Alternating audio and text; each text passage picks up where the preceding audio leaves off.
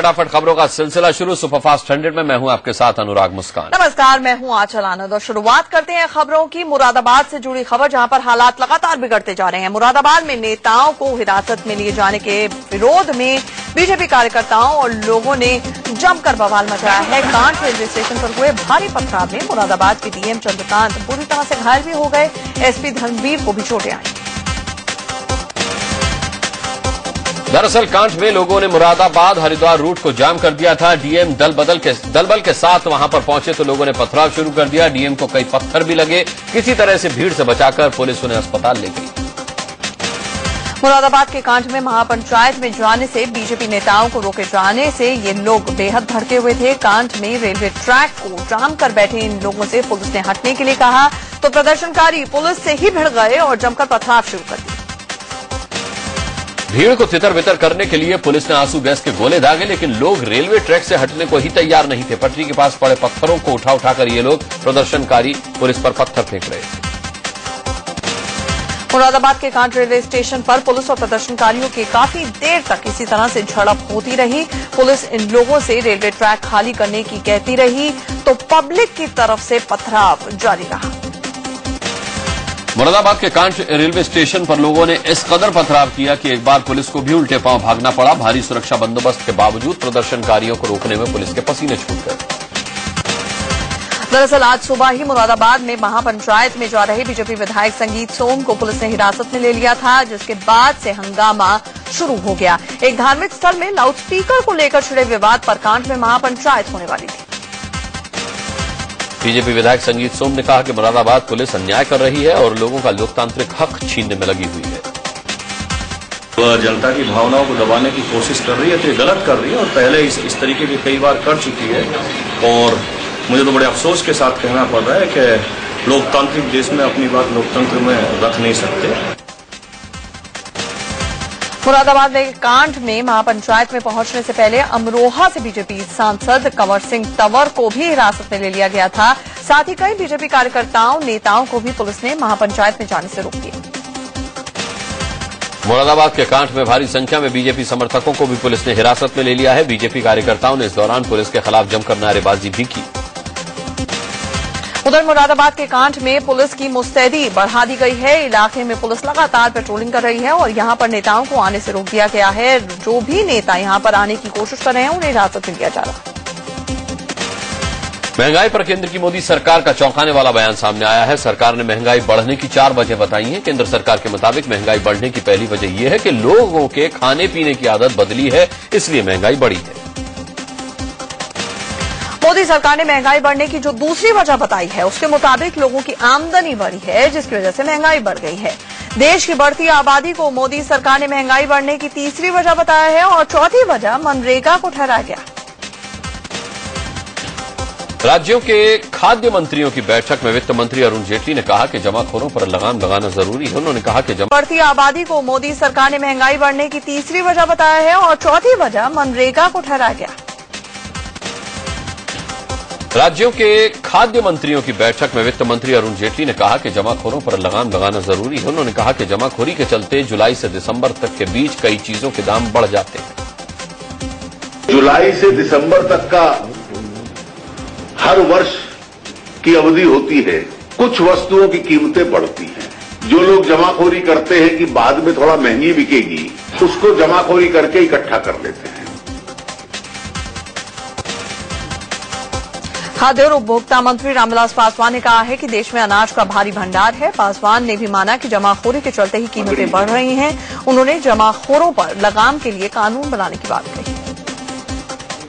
जब हमारे पास में सफिशिएंट स्टॉक हैं, गोदाम हमारे पास में सफिशिएंट क्या कहते हैं कि सामग्री है, उसके बाद दाम क्यों बढ़ रहा है? उसका जो मेन हमारे समझ से जो है वो है जमाखोरी है।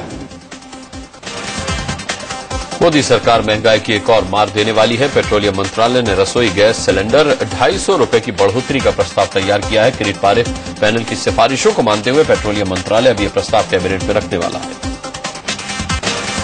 अगर प्रस्ताव को मंजूरी मिली तो दिल्ली में 414 रुपए वाला गैस सिलेंडर का दाम 664 रुपए हो जाएगा।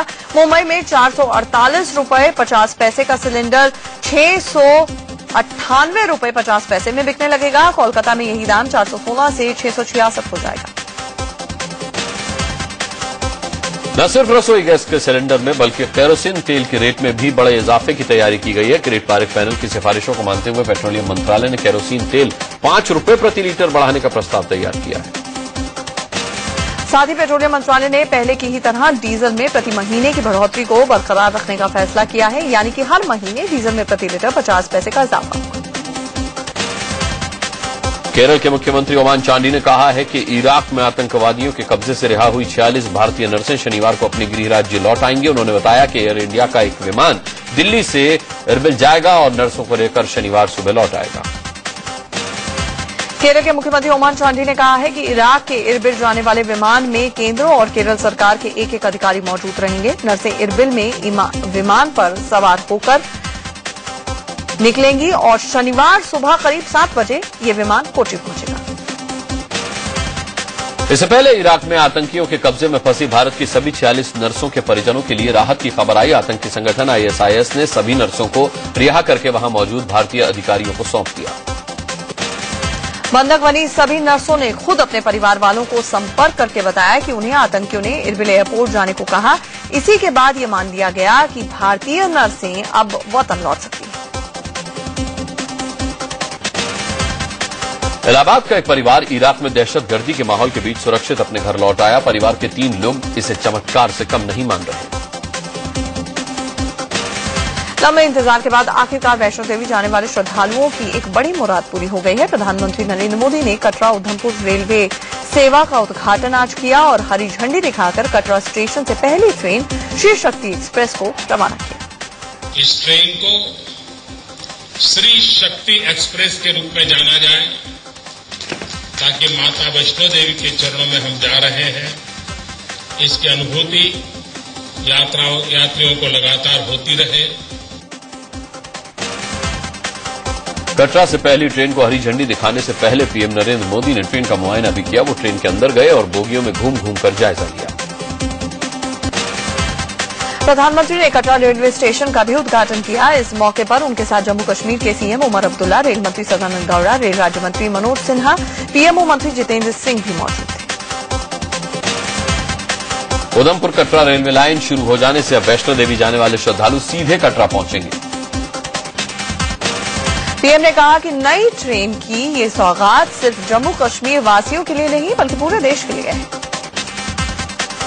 ये सिर्फ जम्मू कश्मीर के लिए सुविधा नहीं है और नहीं ये सिर्फ जम्मू कश्मीर को भेंट है, ये भेंट पूरे हिंदुस्तान को है, 125 करोड़ देशवासियों को है। कटरा जम्मू के बीच फिलहाल 3 लोकल ट्रेनें चलेंगी, लेकिन प्रधानमंत्री नरेंद्र मोदी ने ऐलान किया कि देश भर से 6 ट्रेनें डायरेक्ट कटरा पहुंचेंगी। पीएम नरेंद्र मोदी ने कहा कि मैं इस ट्रेन को हरी झंडी दिखाने के साथ ही देश की विकास यात्रा की शुरुआत कर रहा हूं। मैंने चुनाव अभियान की शुरुआत भी माता वैष्णो देवी के चरणों में आकर ही की थी। और जब मैं चुनाव अभियान प्रारंभ किया था तब भी माता वैष्णो देवी के आशीर्वाद लेकर के किया था और आज विकास यात्रा का आरंभ कर रहा हूं, वो भी माता वैष्णो देवी के आशीर्वाद के साथ कर रहा हूं। कटरा रेलवे रूट शुरू होने के दौरान मुख्यमंत्री उमर अब्दुल्ला ने चिंता भी जताई। उन्होंने कहा कि जम्मू के लोगों को डर है कि कटरा तक ट्रेन जाने से कहीं उनका बुरा हाल न हो जाए। जो हाल पठानकोट का हुआ था जब रेल जम्मू तक पहुंची, अब जम्मू के लोगों को डर है कि कहीं ऐसा न हो कि जम्मू का हाल वही हो जो पठानकोट का हुआ। मुख्यमंत्री उमर अब्दुल्ला की इस चिंता का जवाब प्रधानमंत्री ने दिया है। मोदी ने कहा है कि कटरा का विकास होगा तो न सिर्फ जम्मू बल्कि पूरे जम्मू कश्मीर को इससे फायदा होगा। मैं अनुभव से कह सकता हूं कि जम्मू के विकास को कभी कोई रुकावट नहीं आएगी। जो सीधा कटरा आएगा वो जम्मू गए बिना जाएगा नहीं, ऐसा मैं मानता नहीं। कटरा से उधमपुर स्टेशन तक की दूरी 25 किलोमीटर की है और ये सफर आधे घंटे में पूरा होगा। कटरा से उधमपुर के बीच 7 सुरंगें और 30 छोटे बड़े पुल हैं। कटरा से उधमपुर तक का लिंक पहाड़ी इलाके में सबसे बड़ा रेलवे प्रोजेक्ट था। इस रेलवे लाइन को तैयार करने में 18 साल का वक्त लगा और इस मेगा रेलवे प्रोजेक्ट में 1132 करोड़ रुपए का खर्चा हुआ। पीएम नरेंद्र मोदी के कश्मीर दौरे से पहले पाकिस्तान ने फिर विवादित बयान दिया। पाकिस्तान के विदेश मंत्रालय ने जम्मू कश्मीर को भारत का हिस्सा मानने से इनकार करते हुए इसे विवादित क्षेत्र कहा। मुंबई हमलों का गुनहगार और जमात-उद-दावा का आतंकी हाफिज सईद एक बार फिर से बॉर्डर पर देखा गया है। हाफिज के कच्छ बॉर्डर के पास मीठी गांव में होने की तस्वीरें सामने आई। इंटरनेशनल बॉर्डर के पास हाफिज सईद की तस्वीरें कुछ समय पहले की हैं। पाक सीमा में 17 किलोमीटर अंदर हिंदू बाहुल इलाकों में हाफिज पहुंचा था और लोगों को उसने उपहार भी बांटे थे। लश्कर-ए-तैयबा के एरिया कमांडर करीम अंसारी ने पंजाब और राजस्थान में खून खराबी की धमकी दी है। फिरोजपुर रेल डिवीजन के मैनेजर को भेजी चिट्ठी में लश्कर ने रेलवे स्टेशनों और मंदिरों को निशाना बनाने की धमकी दी। बिहार के जमुई नक्सलियों से हुई मुठभेड़ में सीआरपीएफ का एक अफसर शहीद हो गया। शहीद असिस्टेंट कमांडेंट हीरानाथ झा धनबाद के रहने वाले थे। सुप्रीम कोर्ट की संविधान पीठ अब तय करेगी कि दिल्ली विधानसभा भंग की जाए या नहीं। आम आदमी पार्टी के नेता अरविंद केजरीवाल की विधानसभा भंग करने की अर्जी पर सुनवाई के बाद जज ने मामला संविधान पीठ को भेजा। उधर केंद्र सरकार ने दिल्ली विधानसभा को भंग करने का विरोध किया है। सुप्रीम कोर्ट में केंद्र की तरफ से कहा गया कि अभी दिल्ली में चुनाव का सही समय नहीं है और उपराज्यपाल के निर्णय का हमें इंतजार करना चाहिए। वहीं बीजेपी ने भी सुप्रीम कोर्ट में कहा कि दिल्ली विधानसभा भंग करने का विरोध किया उन्होंने, और बीजेपी ने कहा कि हम उपराज्यपाल के बुलावे का इंतजार कर रहे हैं। साफ है कि बीजेपी चुनाव की जगह सरकार बनाने के पक्ष में है। लखनऊ में बीजेपी अनुसूचित जनजाति मोर्चा के कार्यकर्ताओं ने विधानसभा का घेराव करके राज्य सरकार के खिलाफ प्रदर्शन किया। बीजेपी का यह प्रदर्शन पिछड़ा वर्ग के लोगों के उत्पीड़न, बिजली पानी की समस्या और बिगड़ती कानून व्यवस्था को लेकर था। महाराष्ट्र में विधानसभा चुनाव से ठीक पहले बीजेपी शिवसेना गठबंधन को लेकर सियासत गर्मा गई है। सीटों के बंटवारे को लेकर गठबंधन टूटने के संकेत मिले। महाराष्ट्र बीजेपी के अंदर शिवसेना से गठबंधन तोड़ने की मांग उठने लगी है। बीजेपी कार्यकारिणी की बैठक में पार्टी नेता मधु चव्हाण ने यह मांग उठाई।